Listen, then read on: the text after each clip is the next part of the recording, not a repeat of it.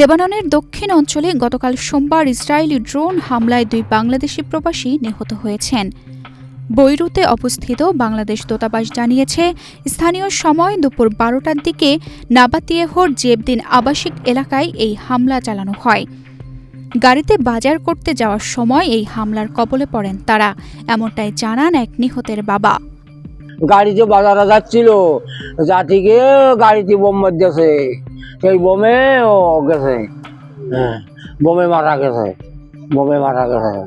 নিহতরা হলেন সাতক্ষীরা সদর উপজেলার ভালুকা চাঁদপুর গ্রামের শফিকুল ইসলাম এবং একই জেলার আশাশুনি উপজেলার কাদাকাটি গ্রামের মোহাম্মদ নাহিদুল ইসলাম। এ ঘটনায় এলাকায় চলছে শোকের মাতম। এদিকে শফিকুল ইসলামের মৃত্যুর খবরে পাগল প্রায় পরিবার। বাবা বলছে, কিচ্ছু চাই না, শুধু লাশটা আসুক।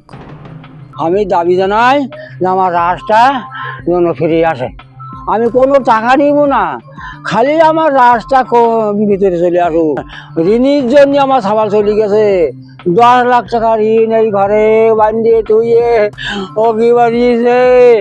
আমি কিছু নামাজ পড়তি মসজিদি, সেই আমার সাথে দেখা করবো না বলে কি বানিয়েছে, কোথায় আব্বা সাথে দেখা করবো না, আমি কাজে ভর্তি হইয়ে আমি বাবার সাথে দেখা করবো, করি হাসি মুখী হইয়ে দেখা করবো। এই সেই ছেলে আমার সাথে আর কথা বললো না।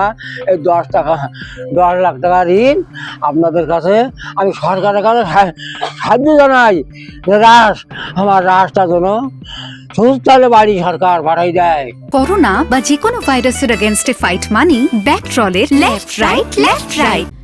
পরিবারের সবাইকে ভালো রাখার জন্য বিদেশ গিয়েছিলেন শফিকুল, আর সেই কথা বলতে বলতেই বিলাপ করছেন তার স্ত্রী। রান্নার ব্যবস্থা করো না, আমি কি করি চলবো, আমার 2 মেয়ে, আমি কি করি বাঁচবো, আমার শ্বশুর শাশুড়ি দেখো কি অবস্থা, সব সময় তাকে ওষুধ লাগে, আমি কি করি। পরিবারের শৌচালয়ের জন্য একটু ভালো রাখার জন্য বিদেশ গেল। সরকারের কাছে শফিকুলের মেয়ের একটাই দাবি, তার বাবার লাশটা ফিরিয়ে আনা হোক।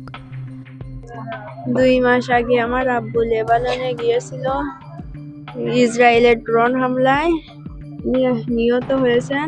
সরকারের কাছে আমার একটাই দাবি, আমার আব্বুর লাশটা যেন তাড়াতাড়ি দেশে ফিরে আসে।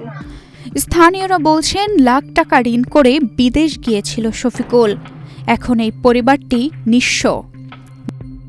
পরিবার শফিকুল ইসলামের বাবা আফসার আলী অত্যন্ত দরিদ্র, সে ঋণ করে তার ছেলেকে বিদেশে পাঠিয়েছিল ঋণ পরিশোধ করার জন্য, কিন্তু সে আজকে ঋণের জর্জরিত এবং এই পরিবারটি এখন নিঃস্ব এবং অসহায়।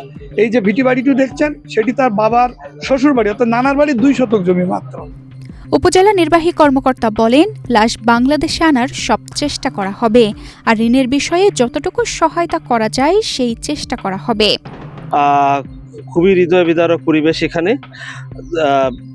আমরা যেটা দেখতে পেলাম যে বলতে গেলে তিনিই ছিলেন তার পরিবারের একমাত্র সম্বল। তো সেক্ষেত্রে আমি জেলা প্রশাসন, উপজেলা প্রশাসন সর্বোচ্চ যতটা সাহায্য তাদেরকে করতে পারে তা করবে।